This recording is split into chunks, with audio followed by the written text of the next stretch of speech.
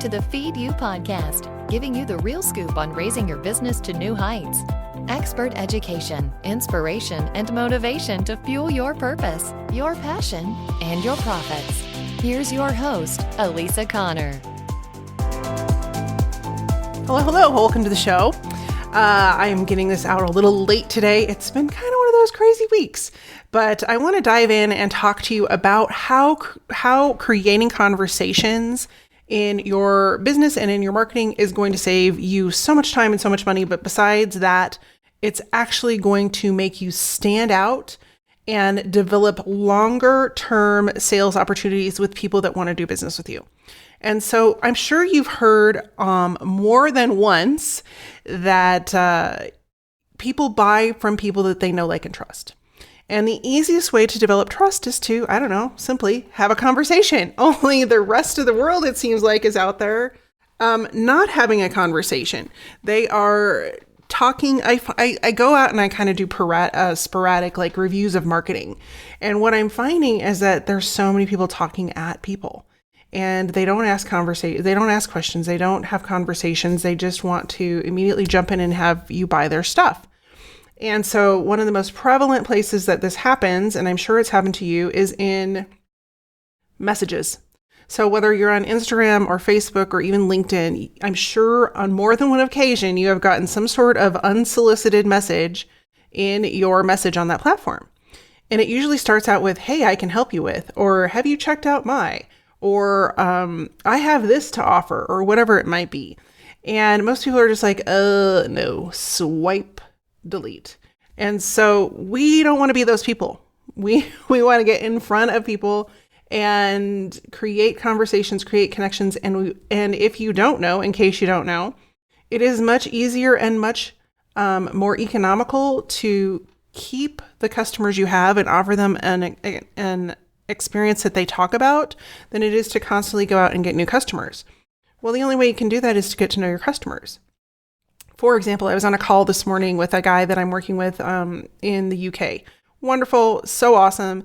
And we were talking about what kind of lead magnet he should create for his website. And he's like, "Oh, well, we should try this one, but we're also tossing around this one." I was like, "Wait a minute, stop the presses." I said, "Why don't you have a couple of conversations with people that just attended your previous workshop and bought from you, and ask them what would be helpful to them before they, either move forward and try to do more on their own, or would have been helpful before they ever walked into a training session with you." And I said, because at that point, we're not guessing anymore. We're having a conversation about what people really need and what they really want. And yes, it takes a little bit more effort. And yes, it takes a little bit more time to ramp that up. But then you know that you're creating something that people actually want.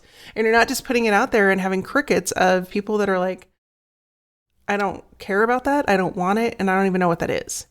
And so creating those conversations, because we are in a time where everything is shifting. The way business is done is shifting. The way people show up to employment and choosing employment options is shifting. And the world is shifting, and we have to be prepared for that as business owners. And so if you are having a hard time standing out, and you don't get people reading your emails, and you don't get people, wanting to move further with you in your sales cycle, it could be because they don't trust you, and two, you haven't put in the effort to create conversations with them. And so I put together this episode so that we could dive into some of the things that you can do to create conversations that are going to help you stand out in their mind. And one of my mentors, one of his favorite things to say is, "Marketing is an exercise in memorization." If you're familiar with Don Miller at all, that's one of the quotes he uses all the time. And it has stuck in my head because it's so true. People think they can show up in front of their audience once or twice and they're going to just magically remember who they are. And that's not the case. You have to constantly be in front of them and give them a reason to remember you. And creating a conversation is a perfect way for you to do that. So without further ado, just as a side note, if you're watching this on YouTube, I'm like totally bundled up today because it's really cold out. So I had on a different shirt and I'm like, I have to put on my sweatshirt. So if I'm looking a little bit more cash than usual, that's why. But if you're listening to the podcast, hey, no worries, you won't see any of that. But let's dive into the 3 tips I have for creating conversations. Then if you stay tuned till the end of this video or the end of this episode, I have a bonus for you. So number 1 is we want to learn how to ask open-ended questions. And a lot of times when we create questions and we are asking questions, we're looking for a yes or a no answer. But if we can have an open-ended question that causes your audience to actually have to respond with more conversation, it becomes easier for you to pick that up and respond to it. So instead of asking, hey, do you like white or wheat bread? I mean, people are going to answer white or wheat. It's going to be a 1-word answer. You can change that to, hey, what are the best benefits, or what's your favorite type of wheat bread and why? And so people will probably dive in with Oro Wheat or Dave's, I can't remember what it's called, Dave's Super Bread or something, or Bad Bread, or I don't know. Anyway, it doesn't matter. But they're going to give you more option to like feed into that. And the way the algorithm works and the way that social media works is that the more words that are in a comment, the higher it's going to push your engagement up. And so the key is to get people to respond with more than 1-word answers or more than an emoji. And so we can facilitate that or encourage that by asking those open-ended questions. So what are some open-ended questions starters? So one would be, what do you think about? What do you think about the new job market and how things are changing to be more in favor of the employee? Or what do you think about red Jell-O for Christmas cocktails? Or like, because people will just go like, what? That is horrible. Why would you want to do that? And so what do you think ... is a great way to start one of those engaging conversations. Another one is, what's been your experience with blah, blah, blah, blah, blah. And so you see that's not a yes or no. It's like, please, you're basically saying expand on what your experience has been with, such and such software. What's your experience been with ConvertKit? Or what's your experience been with your email software? And then you have the opportunity, if people go in and answer that question, to follow up. Because every time you follow up with their comment and they respond back, boom, boom, boom, goes your post in the feed. It's going to keep moving up and up and up. I had a client that just did this week, and she posted, and I watched it. It was on LinkedIn, and I watched it. The first post was about how she was celebrating her birthday and she wanted to ask a favor. And it was basically, she wanted to have people fill out a survey and get their feedback. And so she got a lot of really good traction there. And then she followed it up with a really simple question that was about the current state of, she had pulled a statistic. And it was something like 2 out of 8 people never even show up for a job interview.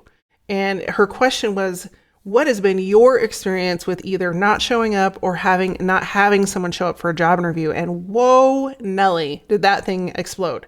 And so she really, she had over 900 comments on that, which for LinkedIn, that's insane. But part of that was because every time somebody would comment, she'd comment back. And then they'd comment back, and then she'd comment back. And so it was a lot of going back and forth with her, but she was engaging that and creating that conversation and making it happen. And it was super exciting to watch. And so when she texted me with, utter excitement that this was working, I wrote her back and I said, and so what are you posting tomorrow? Because now the algorithm is on the lookout for what is she going to do next. And so that's just a side note. But when you're asking these questions and you have that open-ended opportunity for them to answer, people will expand, and it opens up the loop for you to start having a conversation with them. And so the last suggestion I have for you on that one is you can start it with, how has this shown up in blank, in your life, in your business, in, at the gym, at the grocery store, whatever your business might be. Or it might be, so if you're a coach, it might be, how has the use of whatever tool shown up when you're working with clients? Or, how has the topic of mindset shown up in your coaching business? And some people will say, no, not at all, hasn't shown up at all. And some people will be like, oh my word, total life changer. And you just don't know. But having that beginning of, what or how or why. Why do you think this happens? Anything but a yes or no, like blank opening, is going to encourage people to respond and leave longer answers, and also open the loop for you to have a conversation with them. So that's tip number one, is to start asking open-ended questions in everything you do, whether that's a blog post or if it's a social media post. Specifically on social media, people will answer more often. So that's tip number one. Tip number two is to listen, and then talk. So I'm going to tell you kind of a funny story about my aunt. So I have an aunt, and she doesn't listen to this podcast. She probably doesn't even know it's out there. And so I don't feel too bad about talking about it. But I had to take my mom into the urgent care yesterday, and no big deal. She's fine. She just twisted her knee wrong, and it was totally swollen. And I just wanted to make sure that, one, it wasn't like torn, or if she, God forbid, she would have a blood clot or something weird. And so we were at the urgent care, and she calls my aunt to tell her what's going on. And she's like, she does not even listen. And I was like, yep. And so you have people that will show up in your life, and they are just waiting for you to stop talking so that they can talk.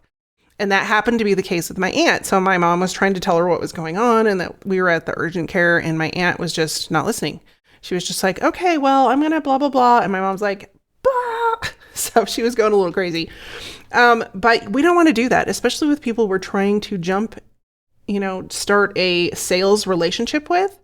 We want to be the person that is constantly waiting for them to share their stories with us, to share their pains with us, to share their experience with us. Because one, it is a gold mine of information for you to create future products, or shift your marketing message, or just get feedback from things that are going on, not only in the marketplace, but with your competitors' products and your products, so that you can change and make shifts in those situations, so that you are attracting more people with the language and with what they really want. So often, people expect to not be listened to. They expect to be ignored and just talked over. So a perfect example is like if you are walking down the street, and typically I will somebody will say hi, and I'll say, hi, how are you? And they're like, fine. And they walk by, and they're, how are you? Or they might respond with, how are you? Well, one, it's just habit, and it's not really listening. But if you actually stop and say, great, what is going on with you that, you're doing really good? They're going to be like, what? Wait a minute, you actually listened to what I said? And if you dig a little deeper, you might actually find out they're not fine at all. They're actually horrible. They got in a car accident, and their dog got eaten by a coyote, or who knows what. But, most people will just say fine because it's habit, and they don't want to go into a conversation with somebody that's not going to listen to them. And I had this experience specifically when I was in Belize, and it was kind of the opposite of the experience. And so when you're in Belize and you are struggling with the language, it causes people to listen more deeply. And so whether I was like trying to spit out the, 40 words of Spanish that I still remember, or I was trying to listen to somebody else speaking Spanish, it was often like I really had to listen to what they were saying and pay attention to what they were asking me. And so I really want to encourage us as marketers in our business to have that skill set, to just really stop and go like, okay, wait, I need to say that a little slower so that I make sure I get it and I make sure I understand what you're saying. And so when you're having those conversations and you start to listen, and listening is a practice. It's just like anything else. You have to practice active listening. And most of us don't do that. We're just busy and we go on about our day and we're not listening. We're tuned into our phone, whatever might be happening.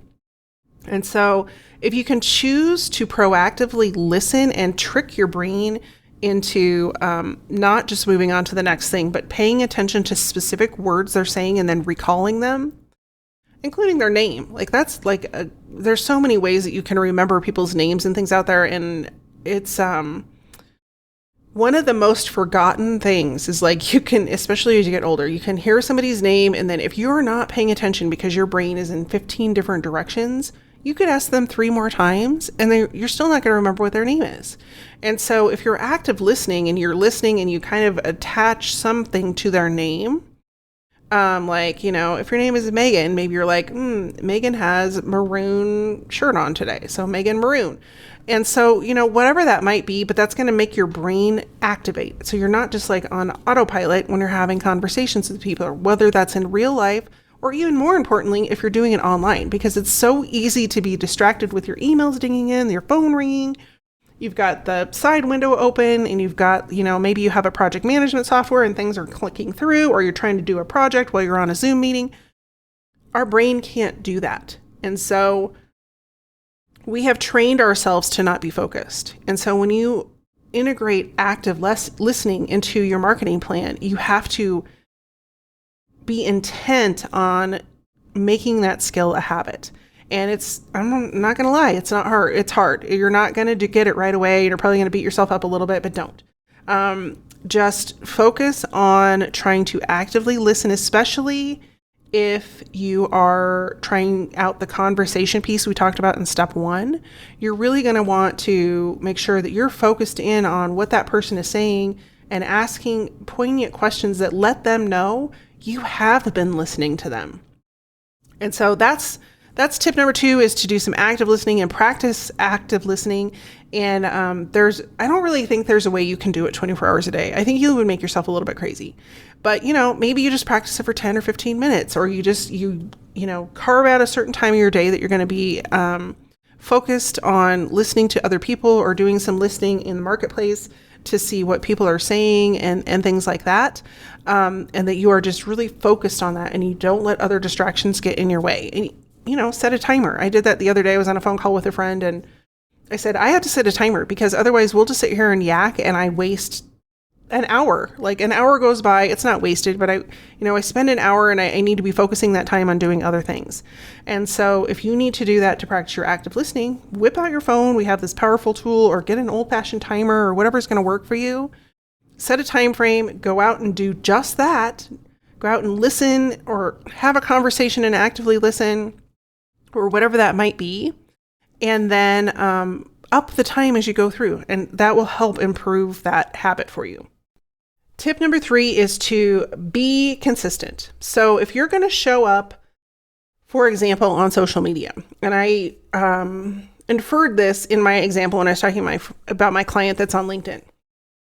If you show up consistently, one, you really gain a little bit more control of how often your posts are showing up on social media, because people will start to see them and they'll be like, oh yeah, I see that they're posting again. I'm going to go ahead and react to it and see, I'm going to leave a comment. And so then when that person posts again, it's more likely that you're going to see their next post as well. But the more important part is that every time that someone that you want to get in front of, that you want to turn into a customer, interacts with your brand, they're remembering who you are. They're remembering what you do and who you are and how they will be able to reach out to you if they need your services, or more importantly, even they can recommend you to somebody else. Because a lot of times we think, oh, so-and-so is going to be our customer, or so-and-so, we just need to get them to sign on. But it really could be, Sally's brother's cousin who needs it. But because you were top of a conversation they were having at their dinner party on Saturday night, because you kept showing up in their newsfeed, or your blogs keep showing up in their inbox, or whatever it might be, any number of things, and preferably all of those things, they're going to be like, oh yeah, well, I remember, Elisa she does this because she's, I got this great email, and then they can talk about, the email that you sent them or whatever it might be. But when you show up consistently, no matter what it is you're doing, so whether you're showing up in an inbox, or you're recording a podcast, or you're posting on social media, or you're doing all of those things, you're more likely to get people to remember, oh yeah, they do this. Oh yeah, they do this. Oh yeah. And even subconsciously, if they may not be thinking, hey, I'm looking for somebody to help me with my marketing, subconsciously, when that topic of conversation comes up, say at a dinner party or at golf league, people are going to say, oh, I know someone who does that. And your name is going to come to the top of the list because you've done the work to one, create conversation, two, show up consistently in front of them, and three, show them that you have the solution to what they need you to do. And so people are busy. And we often think, like, I have heard this many, many times from people, I just feel like I'm repeating the same things over and over. And I'm like, you are. Because what you're doing, it's like when you go on a bike ride on a trail, like a dirt trail. The more times you ride your bike on that trail, the more you're going to dig a rut into that trail. And the more you ride in the rut, you know, the more defined it becomes. And it works the same with your marketing. And so it may seem like you are repeating yourself again and again and again, and you're just saying the same things over and over and over. But as I said before, marketing is simply an exercise in memorization. And so if you want people to remember you and you want them to reach out and to work with you, we have to be really good at repeating that story again and again and again. Because I don't know about you, but most often, like if I sat and thought about it, I'd be like, oh, what did I have for breakfast on Monday? It's Thursday. I couldn't tell you because we are busy, we are distracted, and we have a lot of things pulling at our attention. And so when you become that person on repeat in people's minds for what you do, that's when you're able to get traction and create conversation. And so, the other little key piece of that, of being consistent, is that you show people that you're reliable and that they can count on you, because you show up consistently. They're like, oh yeah, I see her stuff all the time. She's on, I've had people say, you're on social media all the time. I'm like, no, not really. I'm just like, I don't say that to them, but I'm like, no, I just, I have it set up so that I can have those things on repeat. Or I have, you put out a podcast all the time. Well, I do, but that's because I've set up a schedule where I'm batching those things and they show up consistently because I put in the effort to plan it to happen that way. And so consistency has a lot of different levels that are really, really good for your business and your marketing. Now, I promised you a bonus, and it's a very simple bonus. And this has come up multiple times just this week, in fact. And it comes up often with almost every client that I work with. And it is when we start to create messaging and we start to want to create a post, for example, for social media, or we want to create some copy for our website. So many times we start sentences with, I do this. I am the number one person that you can hire for your mental health because of, and you list out a laundry list of all of your credentials and all your experience. If you will do this one tip, it will change your ability to get traction 180 degrees. And it is simply from removing I from every sentence and changing it to you. And of course, you're going to have to rework the sentence, but you get what I mean. When you approach conversations with you instead of I, you open up the door for them to tell you more about who they are, and even better, connect with where they are right now in relationship to how you can help them. And when they recognize that you get where they are, it opens the door for them to want to know more. So that's your bonus. Change out every opportunity you can, change out the word I for you. And it will make a huge difference in the traction you get with your marketing and in the conversations that you get to open. So thank you so much for tuning in this week. I will be back next week with another episode. I have some great episodes coming, and I've got them all planned out, and we'll be recording those shortly so that they are ready and hitting your inbox soon. In the meantime, take care, be well, and I will see you soon. If you're like most entrepreneurs, you know you should be on social media, but they keep changing the dang rules. For Pete's sake, every day there's a new algorithm change. There's when you should post, when you should not post, what you should post. Should you do video? Should you do Insta stories? Should you do this? It's enough to make anybody crazy.